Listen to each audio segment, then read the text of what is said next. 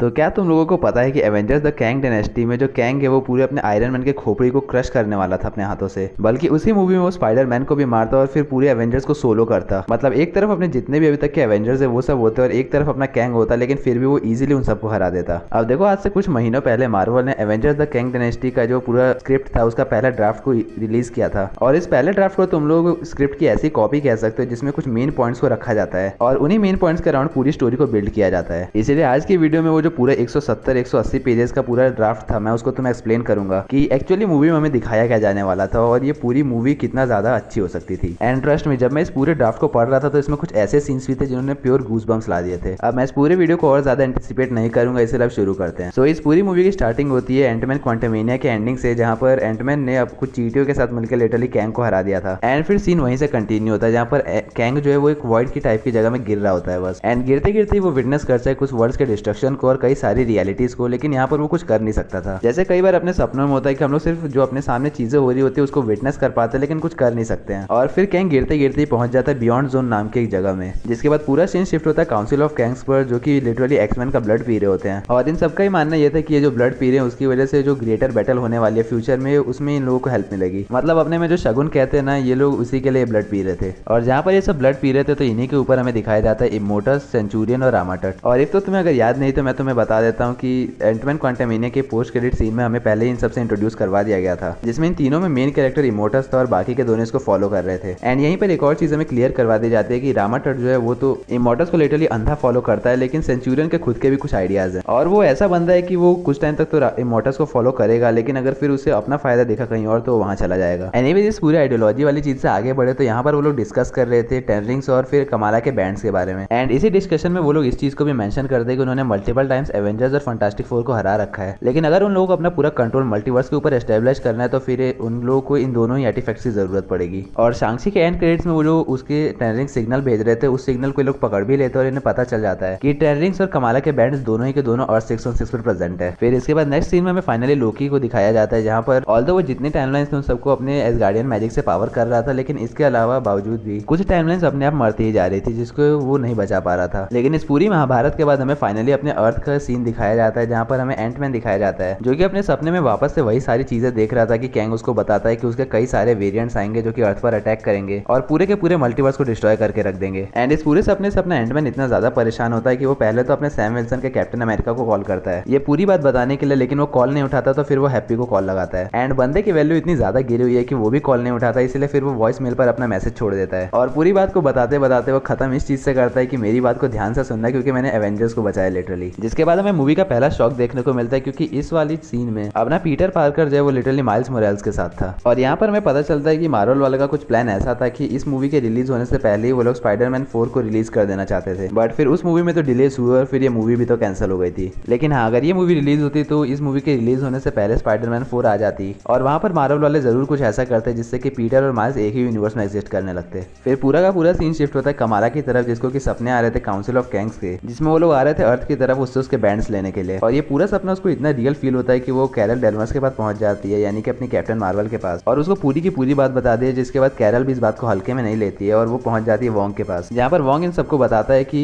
कमाला के जो बैंड्स है वो भी सांची के टेंडिंग्स की तरह एक सिग्नल को एमिट कर रहे हैं। इसीलिए वो कमाला को वार्न करता है कि अगर हो सके तो अपने बैंड्स को यूज ना करे, जिसकी वजह से वो सिग्नल एमिट्स नहीं होंगे। और इतना बताने के बाद वोंग वहां से टेलीपोर्ट हो जाता है, जिसके बाद हमें दिखाए जाते हैं हल्क, शी हल्क, स्कार और सांची जो कि टेंडिंग्स को ओरिजिन के बारे में थोड़ा डिस्कस कर रहे थे। और वो लोग डिस्कस कर ही रहते, लेकिन वहाँ पर वोंग आता है और हल्क को ले जाता है और उसको इस पूरे बैंड्स वाले झमेले के बारे में बताता है। पर जहाँ पर एक तरफ ये सब चल रहा था, वहाँ पर अपने सैम विल्सन के कैप्टन अमेरिका ने एक नई एवेंजर्स की टीम फॉर्म की थी, जिसमें अभी भी मेंबर्स तो पूरे नहीं हुए थे, लेकिन जितने भी मेंबर्स थे वो उन सबको लेके पहुंच गया था वकांडा में, जहाँ पर सूरी जो है वो वकांडा टेक्नोलॉजी का यूज करके उनके जितने भी टेक्स थे, जैसे कि टॉरेस वाले फैल्कन के सूट को अपग्रेड करना या फिर रीरी के सूट को अपग्रेड करना, वो इन सब में न्यू एवेंजर्स की हेल्प कर रही थी। इसके बाद हमें सीन वापस से दिखाया जाता है अपने कैंग का, जो कि बियॉन्ड जोन में पहुंच गया था और वहाँ पर उसकी डॉटर और जितने भी मरे हुए लोग थे उसके यूनिवर्स के, वो लोग उसको कन्फ्रंट करते हैं कि उसने उन लोगों को क्यों नहीं बचाया। और इससे पहले कि वो प्रॉपर्ली उसका जवाब भी दे पाता, वहाँ पर कई सारे कैंग्स आ जाते हैं और वो सबके सब उस पर अटैक करने लगते हैं, जिसके बाद वो उसे फाइट करने लगता है। इसके बाद फिर से सीन कट होता है और फिर से सीन पहुंचता है पीटर और माइल्स पर, जो कि अपनी जॉब के चलते पिज्जा डिलीवर करने जा रहे होते हैं, लेकिन वहीं पर माइल्स को दिखता है कि रॉबरी हो रही है, इसलिए वो वहाँ पर चला जाता है उसे प्रिवेंट करने के लिए। और इस पूरे कांड की वजह से वो लोग पिज्जा डिलीवर करने में 2 मिनट लेट हो जाते हैं और फिर उन्हें जॉब से भी निकाल दिया जाता है, जिसकी वजह से पीटर माइल्स से थोड़ा गुस्सा हो जाता है क्योंकि उसे लग रहा था कि माइल्स अपनी जिम्मेदारियों को नहीं समझ रहा, और फिर दोनों में थोड़ी नोकझोंक हो जाती है। पर अब इन सारे झमेलों के बाद मूवी अपना पेस पकड़ना स्टार्ट करते हैं क्योंकि हमें दिखाया जाता है डॉक्टर स्ट्रेंज और क्लिया जो कि पूरी तरीके से जख्मी हालत में थे, और उनको देख के साफ पता चल रहा था कि वो लोग मल्टीपल बैटल्स को फाइट करके आए हैं। लेकिन इसके बावजूद भी जैसे ही डॉक्टर स्ट्रेंज वहां पर आता है, वो वोंग के पास जाता है और उसे बताता है काउंसिल ऑफ कैंग्स के बारे में, और वो अपनी बात खत्म भी नहीं कर पाता तभी उसको विजन आता है जिसमें वो देखता है कि काउंसिल ऑफ कैंग्स पूरे के पूरे वर्ल्ड को डिस्ट्रॉय करते हुए चले आ रहे हैं उनके पास, और वो ये भी देखता है कि उनके अर्थ से कुछ 2 बड़े सिग्नल्स निकल रहे हैं जो कि बीकन का काम कर रहे हैं, और फिर वोंग को ये सारी बातें बताता है, जिसके बाद वोंग समझ जाता है कि ये दोनों के दोनों बीकन और कुछ नहीं बल्कि टेन रिंग्स और बैंड्स हैं। जिसके बाद वो लोग बाहर निकल के क्या देखते हैं कि जितना भी वेदर था, मतलब कि पूरा सराउंडिंग उन लोगों का वो पूरी तरीके से डार्क होने लगता है। एंड ये सिर्फ यहाँ पे नहीं हो रहा था बल्कि पूरे वर्ल्ड में ये चीज दिख रही थी, और इस चीज को देख के जितने भी सुपर हीरोज थे वो सब एक बैटल के लिए प्रिपेयर होने लगते हैं। ऑल्सो देखो इसी सीन के अराउंड हमें वंडर मैन भी दिखाया जाता है जो कि लॉस एंजलिस में था, और वी ऑल नो कि वंडर मैन जाके अभी जनवरी में रिलीज हुई है, लेकिन इस मूवी का आने से पहले वो भी रिलीज हो जाने वाली थी। फिर पूरे स्काई में इमोर्टल्स का एक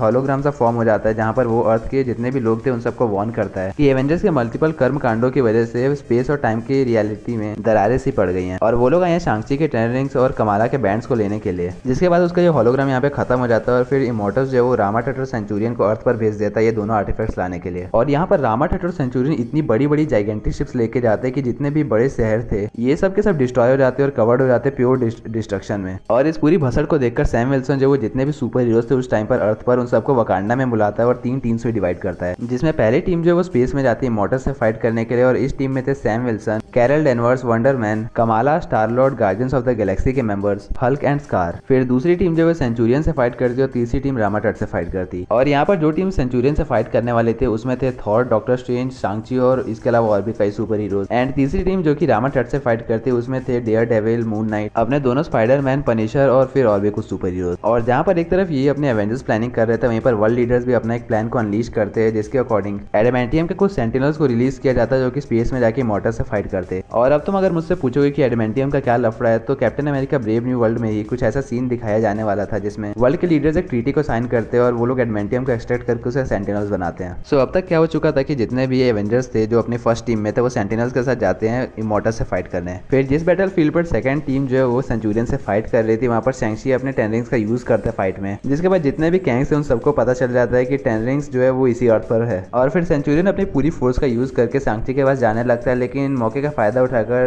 डॉक्टर स्ट्रेंज जो है वो जितने भी एवेंजर्स उनको सेंचुरियन के साथ ही टेलीपोर्ट कर देता है उस जगह पर जहाँ पर बुक ऑफ शांति थी। और जैसा कि मैंने तुम्हें स्टार्टिंग में ही बताया था कि अगर सेंचुरियन को कहीं पर अपना फायदा देखे तो वो इमॉर्टल्स को धोखा भी दे सकता है। तो जब उसकी नजर यहाँ पर बुक ऑफ शांति पर पड़ती है तो उसे साफ इस बात को समझ में आ जाता है कि अगर उसे ये बुक मिल जाती है तो वो इजीली इमॉर्टल से ज्यादा पावरफुल बन जाएगा, इसीलिए वो एवेंजर्स को छोड़ता है और फिर उस बुक के पीछे जाने लगता है, जिसको देखकर अपना डॉक्टर स्ट्रेंज पगला जाता है क्योंकि उसे पता होता है कि बुक ऑफ शांति किस नेक्स्ट लेवल की चीज है। इसीलिए वो एवेंजर्स को लेकर जाता है सेंचुरियन को स्टॉप करने के लिए, लेकिन वहां पर सेंचुरियन अपने डिवाइसेस का यूज करके उन सबको और अपने आप को उस जगह पर टेलीपोर्ट कर देता है जहां पर एंटमैन क्वांटमैनिया की फाइनल बैटल हो रही थी। इसके बाद हमें सीन दिखाया जाता है थर्ड टीम वर्सेस रामाटट का, जहां पर रामाटट जो सारे एवेंजर्स को इजीली सोलो कर रहा था और उन सबको हरा भी देता है, लेकिन यहाँ पर जो मून नाइट था वो उसको काफी सही फाइट देता है, लेकिन फिर लास्ट में वो भी डिफीट हो जाता है। फिर वापस हमें बैटल दिखाई जाती है इमॉर्टल्स वर्सेस फर्स्ट टीम की, जहां पर इमॉर्टल्स जो है वो अपने न्यू फैल्कन को मार देता है, जिसके बाद सैम विल्सन का कैप्टन अमेरिका उससे फाइट करने जाता है, पर इमॉर्टल्स उस पर भी एक डेडली ब्लास्ट करता है और फिर सैम को बचाने के चक्कर में अपना स्टार लॉर्ड अपने आप को सैक्रिफाइस कर देता है, जिसको देखकर रॉकेट और ग्रूट रेजबेट हो जाते हैं और उस पर अटैक करते हैं, लेकिन वो उन्हें भी मार देता है। एंड इतना लॉस काफी नहीं था, इसलिए फिर रामाटट का सीन दिखाया जाता है जो कि माइल्स मोरालेस के स्पाइडरमैन को मार देता है। एंड इतना ही नहीं बल्कि जब थॉर और लव मिलकर उस पर अटैक करते हैं तो वो लव को भी मार देता है, जिस प्रोसेस में शैंग-ची बहुत गंदे तरीके से घायल हो जाता है। बट जब थॉर देखता है कि लव मारे जा चुके हैं तो फिर वो अपना पूरा गॉड मोड ऑन करता है और पूरी की पूरी सराउंडिंग इन थंडर से भर जाती है, और इस थंडर को सुनकर शैंग-ची भी वापस होश में आ जाता है, जिसके बाद वो थॉर की लाइटनिंग के साथ फ्यूज करके अपनी ट्रेंडिंग्स को सेंचुरियन पर मारता है, जिससे सेंचुरियन को ऑल्दो ज्यादा कुछ तो नहीं होता, लेकिन जब वो देखता है कि ट्रेंडिंग्स उसी के पास आ रहे हैं तो वो उन्हें पकड़ने की कोशिश करता है एंड अपनी फोर्स फील्ड से लगभग पकड़ ही लेता है, लेकिन फिर शैंग-ची अपने विल की पावर से सेंचुरियन की पूरी फोर्स फील्ड को ओवर पावर कर देता है और इसको देख के सेंचुरियन की फट जाती है गंदी तरीके से। लेकिन इन सारी चीजों की वजह से बैटल काफी ज्यादा इंटेंस हो रही थी और शैंग-ची भी चूंकि काफी ज्यादा घायल हो चुका था, इसलिए क्लिया डॉक्टर स्ट्रेंज से कहती है कि वो सबको ले जाए वहां से, और स्ट्रेंज सबको टेलीपोर्ट भी कर देता है, लेकिन वो खुद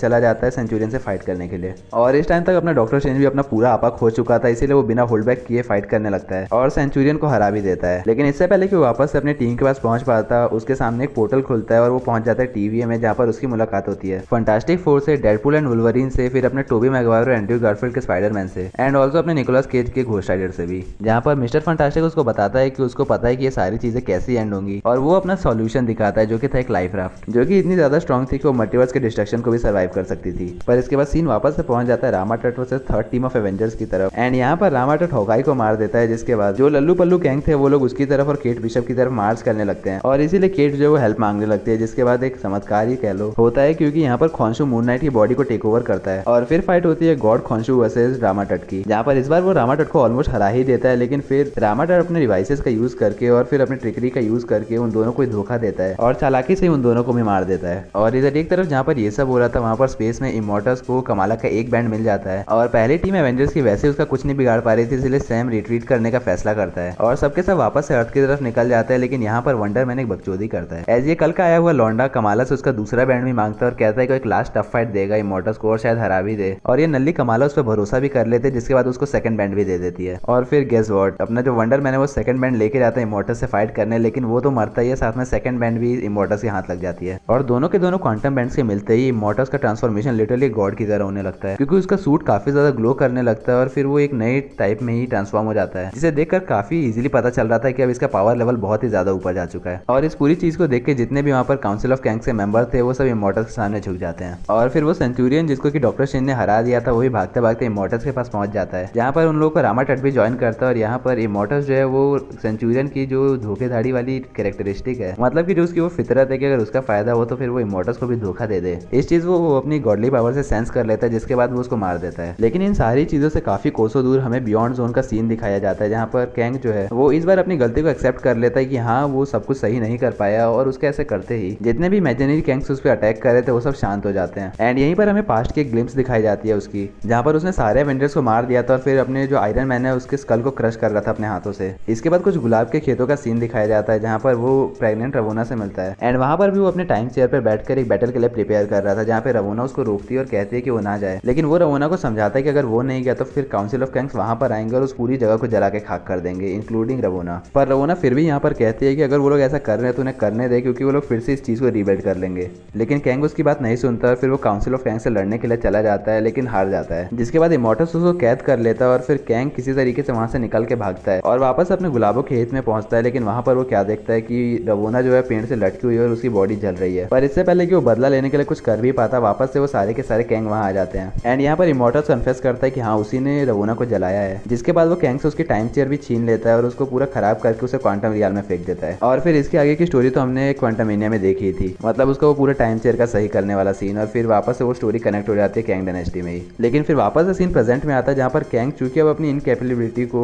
एक्सेप्ट कर चुका था, इसीलिए अब उसके मन में कोई गिल्ट नहीं बचा था और फिर वो जितने भी इमेजिनरी कैंग्स थे वो सब उसमें एब्जॉर्ब होने लगते हैं, जिसके बाद कैंग पूरे बियॉन्ड जोन को भी एब्जॉर्ब कर लेता है और वो बन जाता है बियॉन्डर कैंग। एंड ट्रस्ट में गाइस, अगर ये सीन हमें स्क्रीन पर दिखाया जाता तो काफी ज्यादा बैडेस होता, समथिंग लाइक थॉर की एंट्री जैसे हुई थी वकांडा में। और इतनी सारी पावर मिलने के बाद वो वापस से डिसाइड करता है कि वो इमोर्टल से फाइट करेगा और चल देता है उसकी तरफ, जिसके बाद हमें अर्थ का सीन दिखाया जाता है, जहाँ पर सर्वाइव्ड किए एवेंजर्स वापस से रीयूनाइट होते हैं और ट्राई करते हैं इमोर्टल से फाइट करने का। लेकिन इसके बाद भी इमोर्टल इजीली उन सबको ओवर पावर कर रहा होता है। पर इससे पहले कि वो और बाकी मेंबर्स को मार पाता, वहां पर बियॉन्डर कैंग आ जाता है और उन दोनों में फाइट स्टार्ट हो जाती है। ऑल्सो इसी फाइट के अराउंड जो अपना बियॉन्डर वाला कैंग है वो शांगची को भी हरा देता है और उसकी टेंडिंग्स को भी ले लेता है, जिसकी वजह से वो और ज्यादा पावरफुल हो जाता है। अब देखो यहाँ पर जो अपना इमोर्टल्स और बियॉन्डर कैंग की फाइट हो रही थी वो इतनी ज्यादा मैसिव थी कि उनके दोनों के पंचेस और ब्लोज से पूरी रियलिटी शेक हो रही थी और उन्हीं की फाइट की वजह से कई सारी रियलिटीज टूट भी रही थी और ऐसे ही रियलिटीज डिस्ट्रॉय होते होते वो लोग पहुंच जाते यग्ड्रासिल के सामने, यानी कि वो प्लेस जहाँ पर लोकी ने पूरे मल्टीवर्स को पकड़ के रखा होता है। लेकिन यहाँ पर भी ये दोनों फाइट करना नहीं रोकते और उन दोनों के जो ब्लोज थे उससे ऐसा इंपैक्ट पड़ रहा था जिससे मल्टीवर्स को बहुत ज्यादा ही नुकसान हो रहा था, इसलिए लोकी अपनी पावर्स का यूज करके उन दोनों को अलग करता है। लेकिन उसका ऐसे करते ही इमोर्टल्स का पूरा ध्यान उसकी तरफ शिफ्ट हो जाता है और फिर वो लोकी की पावर्स को एब्जॉर्ब करने लगता है। ऑल्सो देखो लोकी ने चूंकि यहाँ पर मल्टीवर्स को पकड़ के रखा होता है, इसलिए अगर वो अपने डिफेंस में कुछ भी करने जाता तो मल्टीवर्स के कुछ ब्रांचेस मर जाती, इसलिए यहाँ पर लोकी अपने डिफेंस के लिए कुछ कर भी नहीं सकता था और उसकी पावर्स बस इमोर्टल्स में एब्जॉर्ब होते हुए चली जा रही थी। लेकिन इससे पहले कि इमोर्टल्स जो पूरी तरीके से उसकी पावर्स को एब्जॉर्ब कर पाता, जो बियॉन्डर कैंग है वो टाइम को थोड़ा रिवर्स करता है एंड खुद इमोर्टल्स की जगह लोकी कुछ पावर्स को एब्जॉर्ब कर लेता है और लिटरली लोकी को एक साइड फेंक के वापस अपनी फाइट को कंटिन्यू करता है। पर चूंकि वो उसके अंदर गॉड ऑफ मल्टीवर्स लोकी की कुछ पावर्स आ गई थी, इसलिए वो इमोर्टल से वे मोर पावरफुल हो गया था और वो यहाँ पर लिटरली क्या करता है कि वो जो टाइमलाइंस की ब्रांचेस थी जो कि रस्सी के शेप में थी, वो उन्हीं से इमोर्टल्स को बांध देता और उसका गला घोट के मार देता वहीं पर। एंड नॉट ओनली दैट, बल्कि जैसे अपने बुचर ने न्यूमन के पूरे शरीर को अलग अलग कर दिया था, तो बियॉन्डर कैंग भी यही सेम ट्रीटमेंट इमोर्टल्स के साथ करता है। और अब वो इमोर्टल्स के अगेंस्ट वाली बैटल तो जीत चुका था, पर चूंकि उसने लोकी को पूरे थ्रोन से हटा दिया था जो कि उस टाइम तक मल्टीवर्स को स्टेबलाइज करके रखा था, तो इसकी वजह से जितनी भी टाइमलाइंस थी वो सबके सब मरना स्टार्ट हो जाती है, यानी कि डिस्ट्रॉय होने लगती है। और यहाँ पर बियॉन्डर कैंग जो है वो कमाला के बैंड्स को और शांची के टेन रिंग्स को अपनी पावर के साथ फ्यूज करके एक ऐसा डिवाइस बनाने की कोशिश करता है जिससे मल्टीवर्स वापस स्टेबलाइज हो जाए, लेकिन वो यहाँ पर गंदे तरीके से फेल हो जाता है और साथ में ये भी समझ आ जाता है उसे कि अब वो इन सबको नहीं बचा सकता। पर यहाँ पर वापस उसे रवोना की वो बात याद आती है कि अगर ये सब डिस्ट्रॉय हो रहा है तो लेट इट बी, वो सब लोग मिलकर वापस इस चीज को रीबिल्ड कर लेंगे। और इसके बाद बियॉन्डर कैंग क्या करता है कि जितने भी टाइमलाइंस के जो जिंदा हुए पार्ट्स थे, यानी कि वो टुकड़े जो कि अभी भी फुल्ली फंक्शन कर रहे थे, उन सबको मिलाकर एक नया यूनिवर्स बनाता है, या फिर कहूँ तो एक नया टाइमलाइन बनाता है जिसको वो नाम देता है बैटल वर्ल्ड। और इसी में जो उसकी बैटल वर्ल्ड वाली जगह थी उसी के वो स्काई में एक क्रोनोपोलिस नाम का शहर बनाता है और वो डिट्टो गुलाबों का वैसा ही खेत बनाता है जैसा कि हमें उसके पास्ट वाले सीन में दिखाया गया था। एंड रवोना को भी वहीं पे क्रिएट करता है और पूरे मूवी के खत्म होने से पहले one of the hardest lines of MCU को वो रवोना को बोलता है, जो कि कुछ ऐसे थे, I love you for all time always. And इसी के साथ में पूरी जो द कैंग डायनेस्टी वाली मूवी थी इसकी स्क्रिप्ट खत्म हो जाती है, जिसमें पर्सनली तो मुझसे कहो तो मेरे ख्याल से तो मूवी काफी अच्छी हो सकती थी अगर अपने कैंग के रोल को प्ले करने वाले एक्टर जोनाथन मेजर्स कुछ कांड नहीं करते रियल लाइफ में।